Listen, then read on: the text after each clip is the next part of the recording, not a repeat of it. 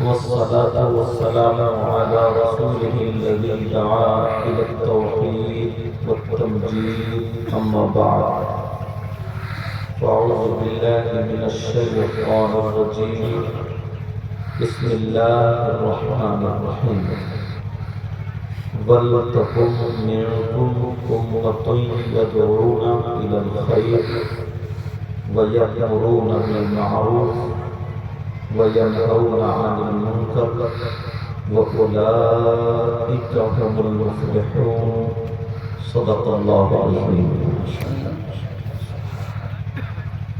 آقا کی بارگاہ میں سب لوگ درود شریف کا نذرانہ پیش کریں۔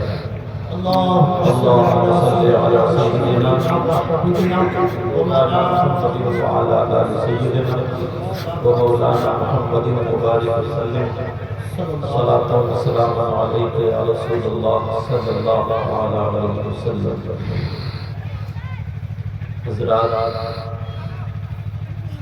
آپ کی محبت بھری بستی میں شاید ہم پہلی مرتبہ حاضر ہوئے ہیں۔ ماشاءاللہ میری چند لوگوں سے ملاقات ہوئی، سب سے آپ سے نہیں ہوئی تھی۔ محب بھائی ہیں، ان سے اور شرافت بھائی ہیں، اور نقیب اجلاس پیکر محبت اخلاص حسنین حضرت مولانا حسنین رضا صاحب، ان لوگوں سے میری ملاقات ہوئی، اور جو لوگ مجھے لینے گئے تھے اتنا پیارا اتنا اچھا اخلاق، اور جن کے گھر پہ میں ٹھہرا ہوا ہوں کھانا کھلایا، پورا انتظام انصراف، اور علماء مجھ سے ملنے آئے، اتنا اچھا اور پیارا اخلاق مجھے لگا، تو میں سوچ رہا تھا یا اللہ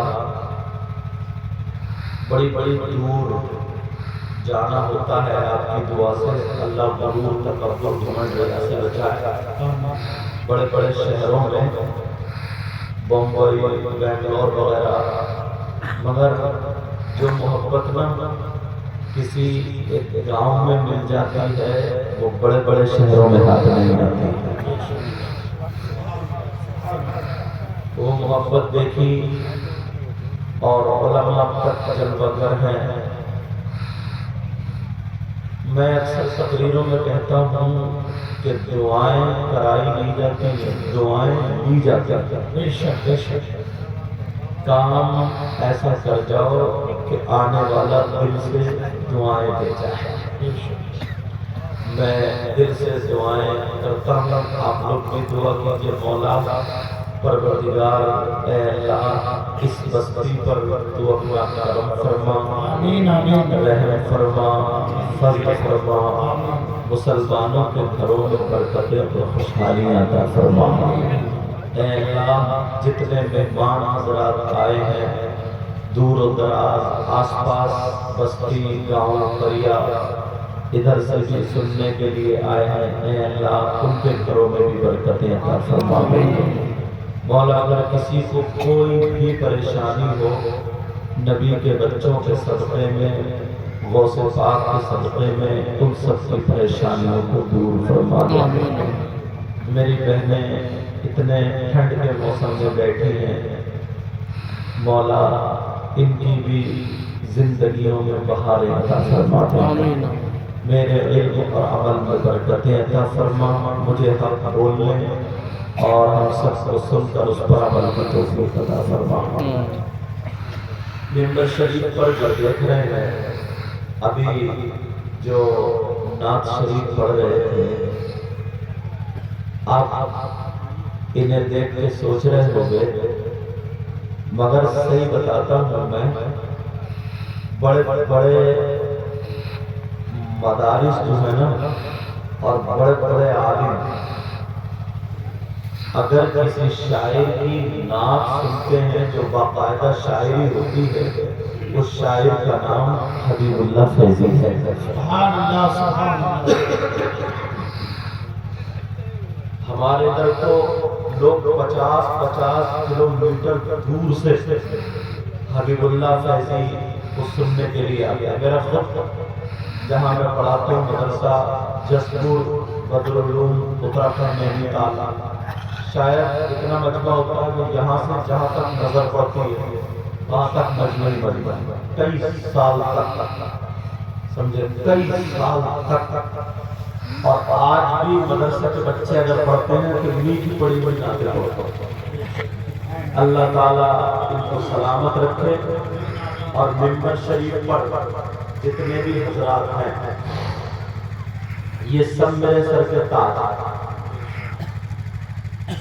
اس طرف سے لے کر کے حضرت سے لے کر کے ادھر تک اگر میں کسی کی تعریف کروں تو میری بات بھی غلط ہو سکتی ہے، آپ اگر کسی کی تعریف کریں تو آپ کی بات بھی غلط ہو سکتی ہے، اور اگر نبی کسی کی تعریف کرتے ہیں تو کیا نبی کی بات بھی غلط ہو سکتی ہے؟ بولو، کیا نبی کی بات غلط ہو سکتی ہے؟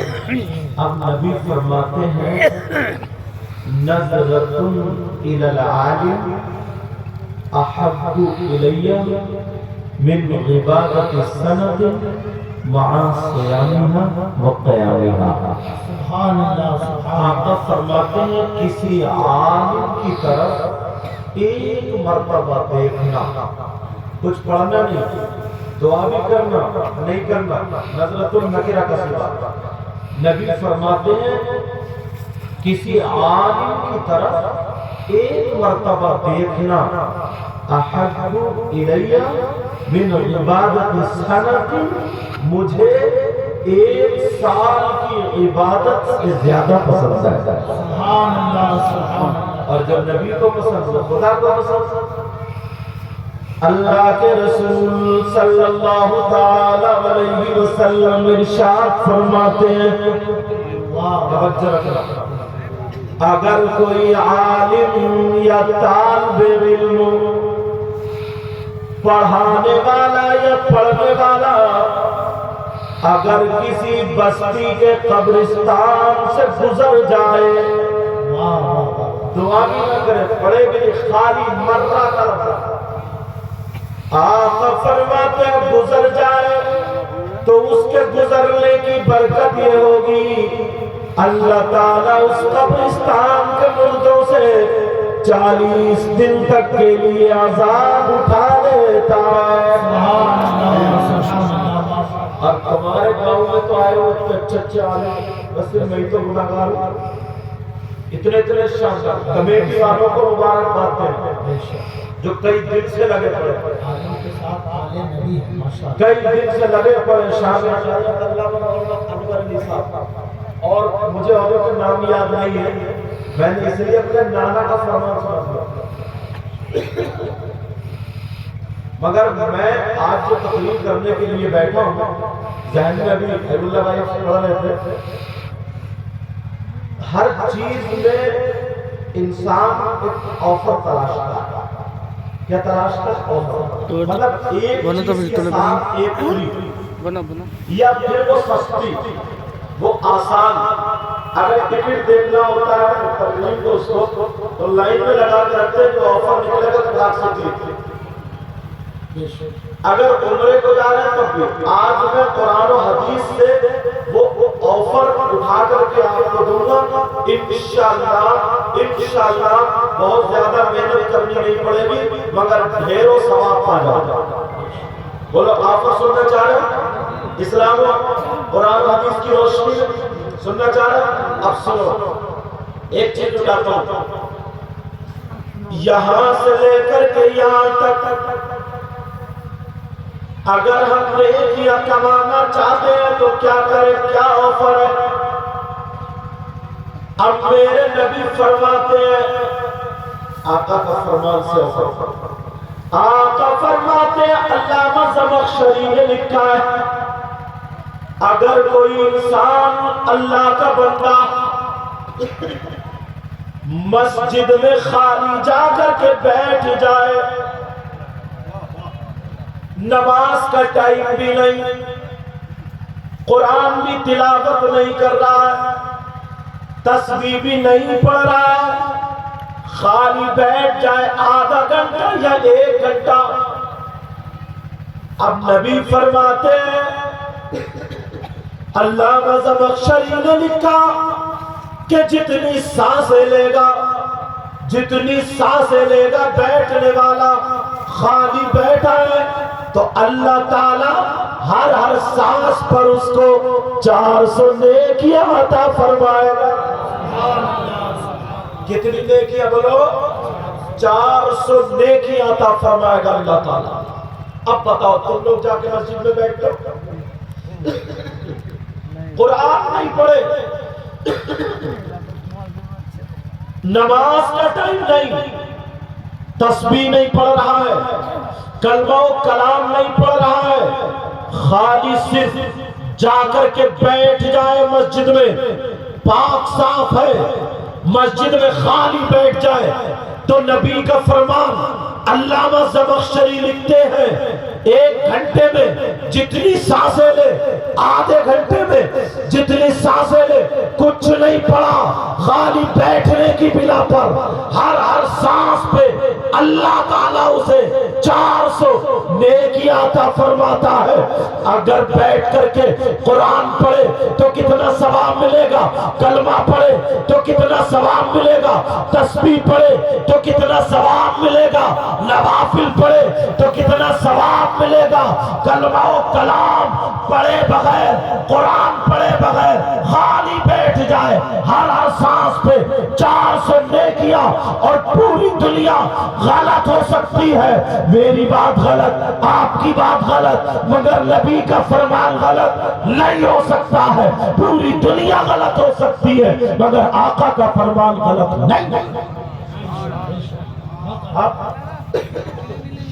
اس آفر کو کوئی قبول کرے گا؟ چوراہے پہ جا کر کے بیٹھ جاتے ہو، خالی ٹائم گزارتے ہو، آپس میں باتیں کرتے ہو، خالی ٹائم گزارتے ہو، اور اب تو موبائل چل گیا، موبائل خالی اس میں ہنسی مذاق کی باتیں، ٹھٹوں کی باتیں، موویز دیکھ رہا ہے، ناٹک دیکھ رہا ہے، گانے سن رہا ہے، ٹائم گزار رہا ہے، ایسا لگتا ہے جیسے نیکیوں کی ضرورت ہی نہیں ہے۔ اور پیارو تمہیں تھوڑا برا لگے گا مگر میں حق بولنے کا عادی ہوں، یہاں پر کم سے کم 50 باپ ایسے ہیں، 100 مائیں ایسی ہیں جن کی جوان بیٹیوں پہ موبائل ہے، بتاؤ ہے کہ نہیں ہے؟ تمہاری جوان بیٹیوں پہ موبائل ہے۔ ابھی جب میں قیام گاہ سے آیا تو میں نے 10 لڑکیاں ایسی دیکھی ہے جن کے ہاتھ میں موبائل ہے، 10 لڑکیاں ایسی ہیں جو لڑکوں سے باتیں راستوں میں کر رہی ہے، وہ ان کا کون لگتا ہے؟ میں پوچھنا چاہتا ہوں، ان کے سر پہ دوپٹہ نہیں ہے مگر یہ لڑکیاں گھوم رہی ہے، یہ میلے میں گھوم رہی ہے۔ میں آپ سے پوچھنا چاہتا ہوں، موبائل لیے گھوم رہی ہے، کچھ تو مجھے لگتا شادی شدہ بھی تھی، کچھ بغیر شادی شدہ ہے، مگر میں اس باپ سے پوچھنا چاہتا ہوں، مجھے بتاؤ یہ جو لڑکیاں اور لڑکے آپس میں ایک دوسرے سے ٹکرا رہے ہیں، یہی اسی جلسے میں جو باتیں کر رہے ہیں، یہاں ایک دوسرے سے گلچرے اڑا رہے ہیں، ادھر میلے میں گھوم رہے ہیں، کیا یہ لڑکیاں امریکہ سے آئی ہے؟ یہ لڑکیاں افغانستان سے آئی ہے؟ یہ لڑکیاں ایران سے آئی ہے؟ یہ لڑکیاں یورپ سے آئی ہے؟ مجھے بتاؤ یہ لڑکیاں آسمان سے گری ہے؟ یہ لڑکیاں زمین میں پیدا ہوئی ہے؟ یہ لڑکیاں ندی میں بہ کر کے آئی ہے؟ اس باپ کو شرم آنی چاہیے، اس ماں کو شرم آنی چاہیے جس کی جوان بیٹی سر پہ دوپٹہ نہیں ہے، ایک طرف دوپٹہ پھینک کے لڑکوں سے باتیں کر رہی ہے۔ ارے اس ماں سے پوچھو کیا تو پاگل ہے؟ کیا تیری بیٹی پہ موبائل ہے جو شام کو زینے کی آڑ میں کھڑے ہو کے کپڑے ادھر کو پھینک پھینک کے کس سے باتیں کر رہی ہے؟ تم نے اپنی بیٹی کو موبائل کیوں دیا ہے؟ کیا تم 3 روٹی کھاتے ہو، 2 پلیٹ بھات کھاتے ہو؟ ایک پلیٹ بھات کی عقل رکھو، تم دوسرے